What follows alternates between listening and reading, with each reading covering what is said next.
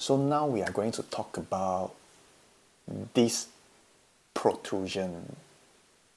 Okay, or let's start off with MRI scan.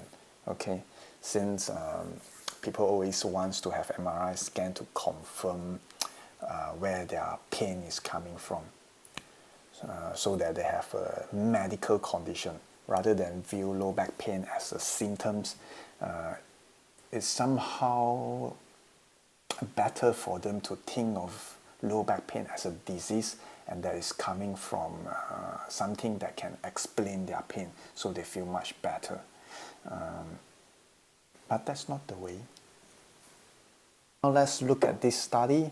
It's called the Systemic Literature Review of Imaging Features of Spinal Degeneration in Asymptomatic Population, meaning people who do not have low back pain and they are having an MRI scan.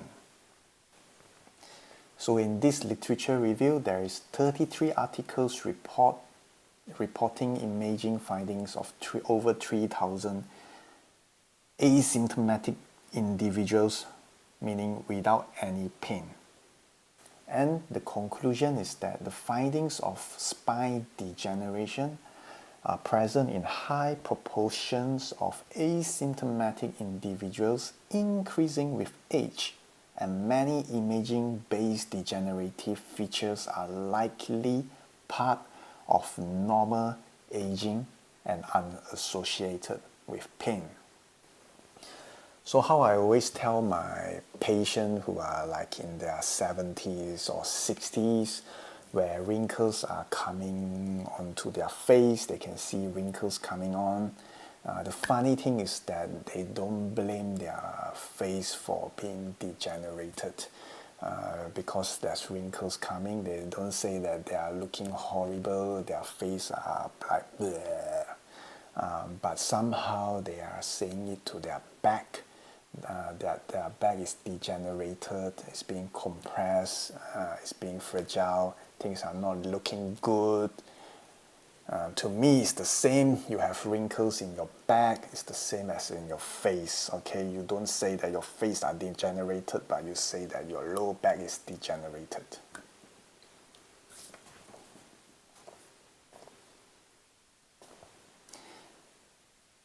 So, in this journal, Table 2, we can see the age-specific prevalence estimate of degenerative spine imaging finding in asymptomatic patient. Let's say you are around 40 years old now. If you look at 40 years old, the likelihood of you getting an MRI scan and what it can show is that there is 68% that shows that you are likely to get this degeneration. You are going to get over 50% of this loss, height loss. Oh, there's 50% that you're going to get some disc bulges or disc protrusion, and anything that can happen to the spine, you are probably going to get it as some percentage of you getting it. And this is studies for people who have healthy back, who do not have any back pain. So if you have back pain and you go for an MRI scan, I'm sure that you'll find this kind of things going on in your spine. And I hope that you don't attribute that your spine, your back pain. Sorry, I'm getting really tired.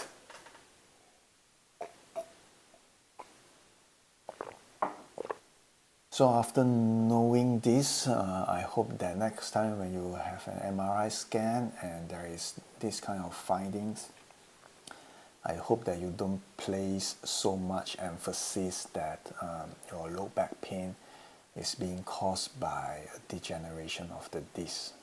Okay, because people who do not have symptoms is also likely to have degeneration of the disc. And once again, back pain is a multifactorial thing. It's not just related to structure, okay? Okay, so now what happens if you have this protrusion. If you are worried that you have this protrusion and that the MRI scan shows that you have protrusion of the disc, and you're still holding the thoughts that you have this protrusion after 5 years, 10 years or so, I'm going to show you some studies to dispel your belief or to reassure you now, okay? So the first study, incidence of spontaneous resorption of lumbar disc herniation, meta-analysis, meaning a lot of studies combined together. Spontaneous resorption meaning the protrusion of the disc gets sucked back in and there's no more protrusion of the disc. So from 11 cohort studies, the overall incidence of spontaneous resorption of the disc is 66.66%, and in the United Kingdom it's 83%, and in Japan it was 63%. So there is a very high chance that your disc is going to be reabsorbed back into your body.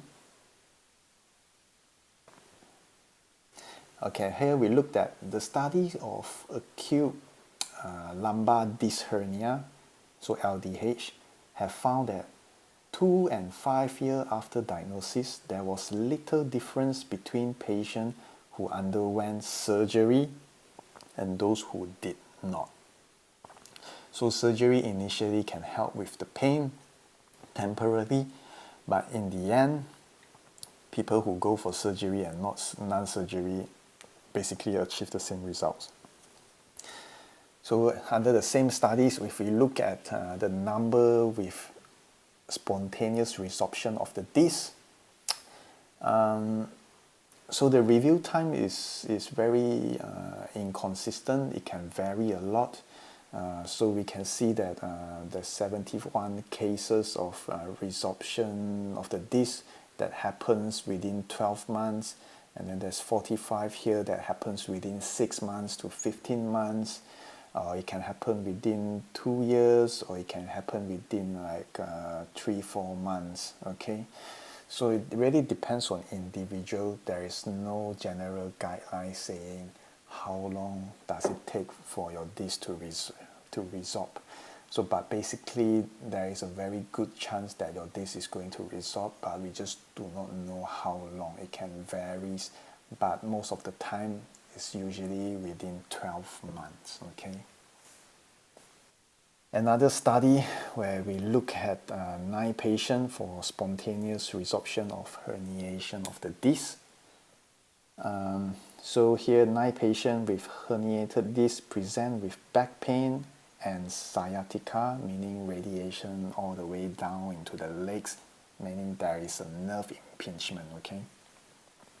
What they find is that there is resorption of disc in all patients in the time of around 9 months or so, and that patient recovered clinically in the meantime of 6 weeks by conservative treatment, meaning they have symptoms resolved within 6 weeks of conservative treatment.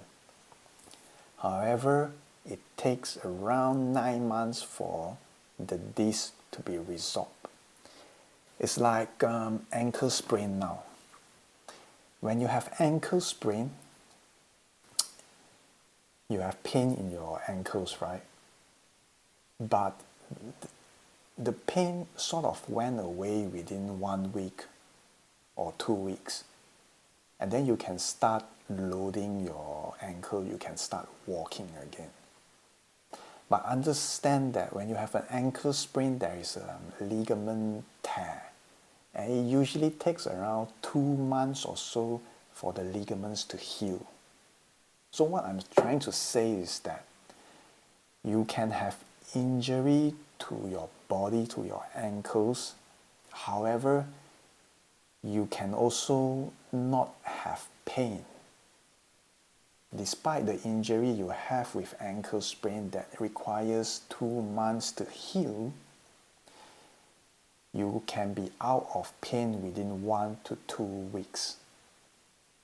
Okay? It's the same as broken elbows, where you have to put yourself in a cast that take few months for you to recover, but the pain that you have might only last for 2-3 weeks. Despite there is still injury, there is still inflammation, and that your body is healing, you do not need to have pain all the time.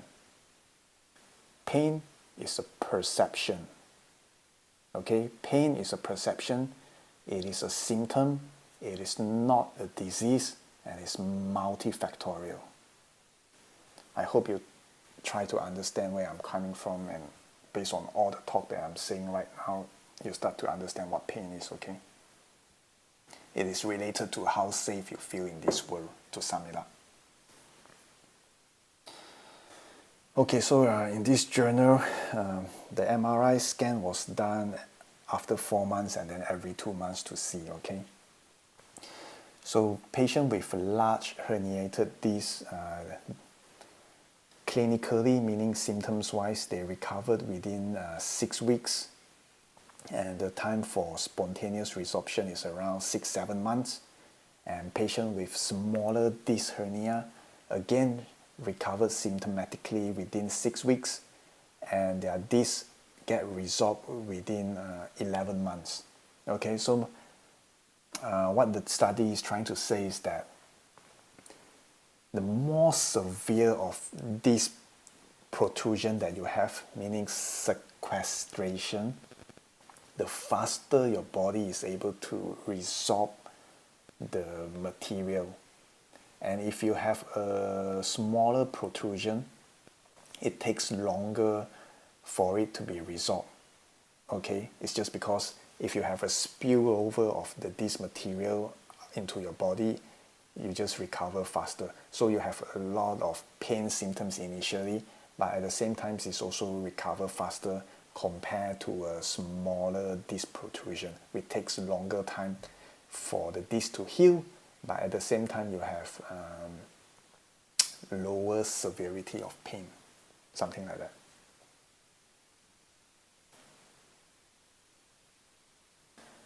So another study, we look at the natural history of disc hernia with radiation symptoms down the leg. Again, the MRI was performed every 3 months for maximum 2 years.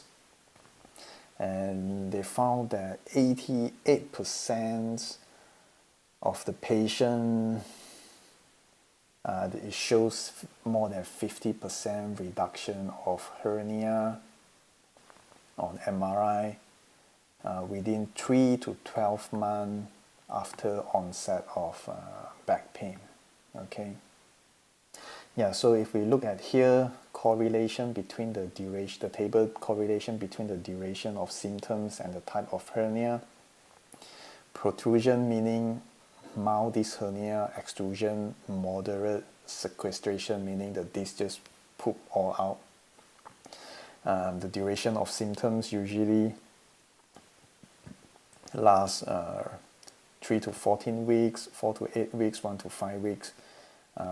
What it means is just that your body has the capability to heal on its own, and it's going to take a few weeks for you to be pain-free.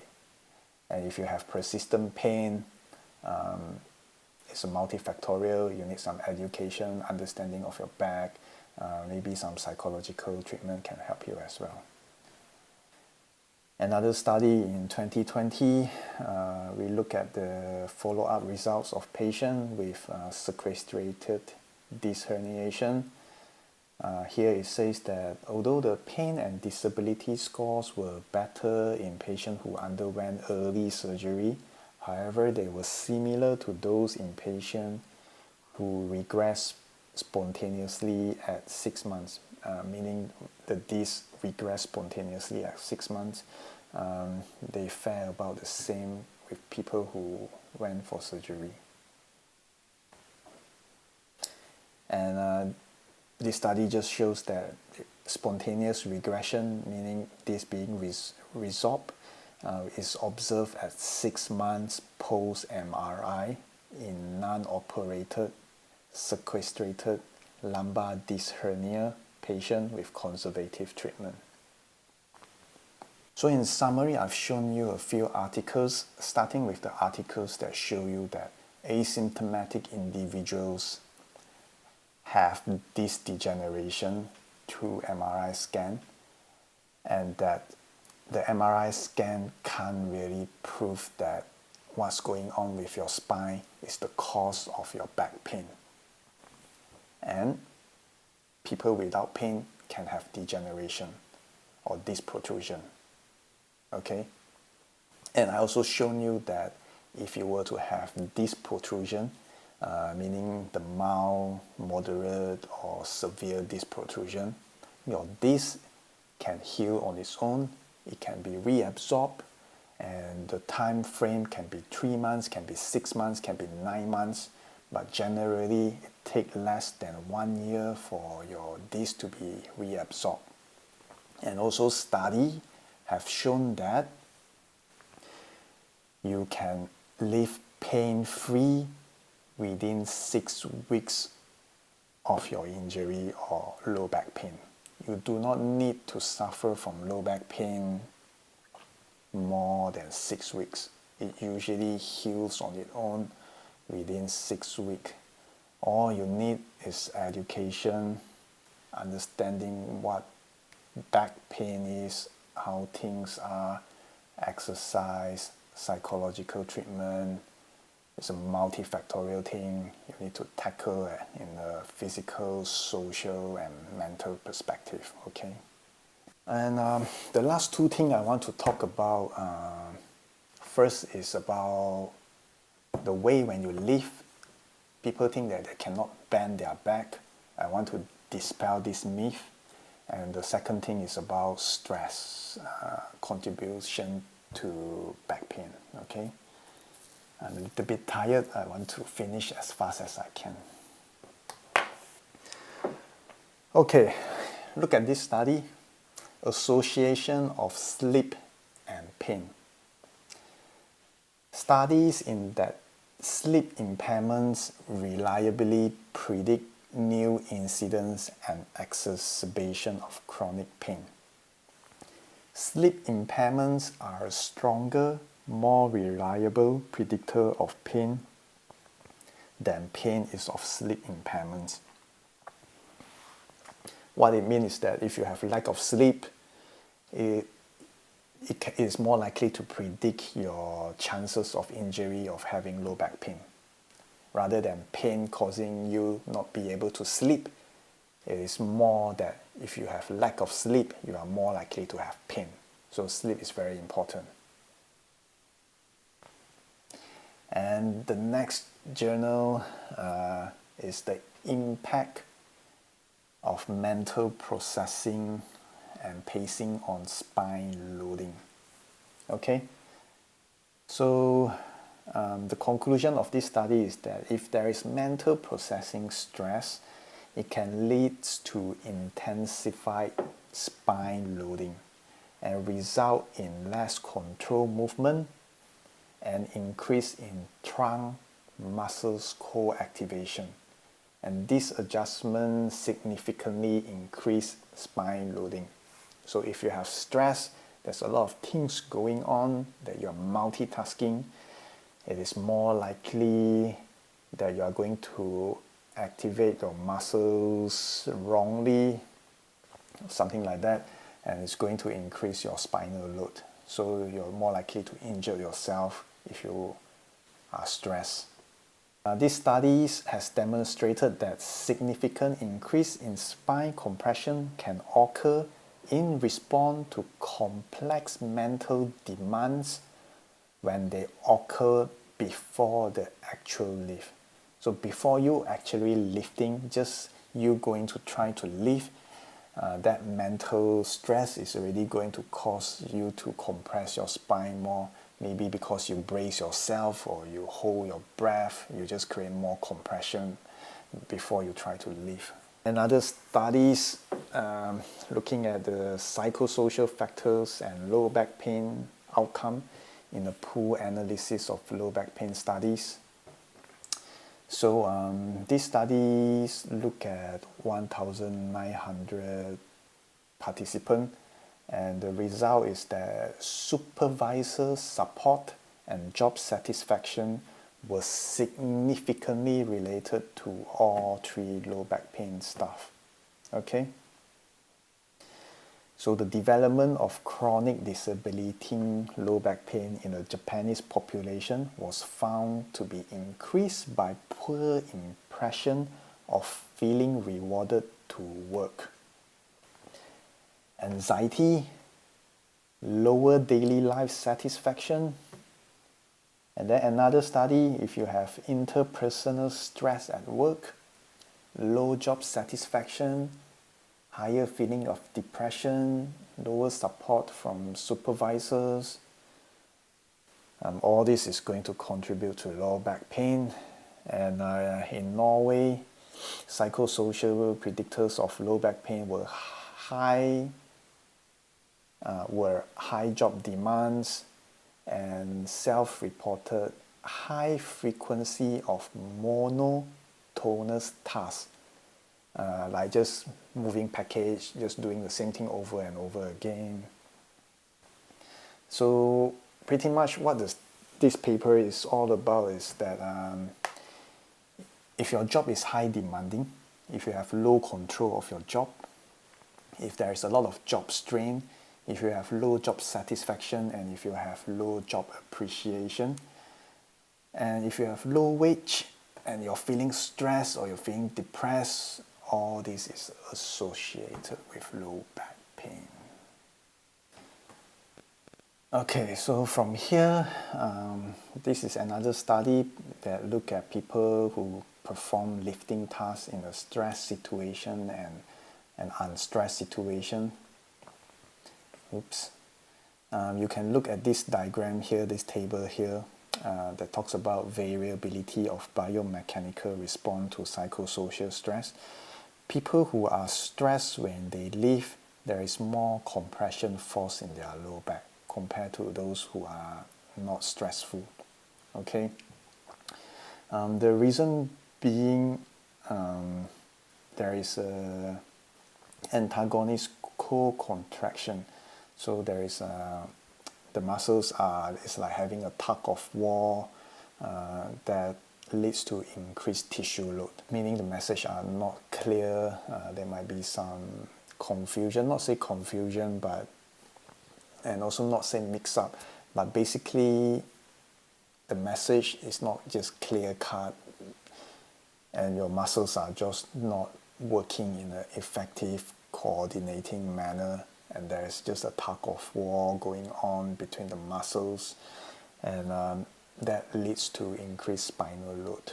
And lastly, we are going to look at flex position of spine when you lift. Okay. So this article was published in 2021. Flex lumbar spine posture are associated with greater strength and efficiency than lordotic posture during a maximal lift in pain-free individuals. Okay, so here the study says that if you flex your spine and lift, you have a greater strength and efficiency compared to a lordotic posture, meaning keeping a straight spine. And the significance of this study is that this finding further questioned the manual handling advice to lift with a lordotic or straight lumbar spine. So this is how it's done. The first picture you can see the person is keeping straight spine. The second picture is a little bit bent, and then the last picture is the spine is in flex position. And it says that combined with the lack of in vivo evidence that lifting with a flex back is associated with low back pain, the current lifting advice to lift with straight or lordotic back needs to be further questioned. And lastly, one last study. Here it says that keep your back straight when you lift. Time for a routine. Okay, this journal was published in 2019. What they find is that there is no evidence that greater lumbar spine flexion during lifting was a risk factor for low back pain onset or persistent. There was no difference in lumbar spine flexion during lifting in people with and without low back pain. So, advising people to avoid lumbar flexion when lifting cannot be justified by current evidence. So, to summarize what I've just said is that pain is multifactorial. There's a lot of factors that's involved: social, psychological, physical. People without having pain, MRI can show that they have degeneration of the spine. And if you were to have this protrusion, you can be symptom-free within 6 weeks, and it would take around 9 months or 12 months for your disc to be reabsorbed back into the body, and that you can actually flex your spine to lift stuff. And the first line of treatment is exercise, education, just moving. Psychological treatment also helps you with the mental aspect, stress and sleep.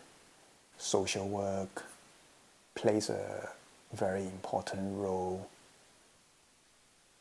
for the health of your spine, as well as lifestyle factors, whether are you diabetic, cholesterol, overweight, all those plays a part in the health of your spine. If you still have trouble with low back pain, you can always come and see me, and then we can have a chat, okay?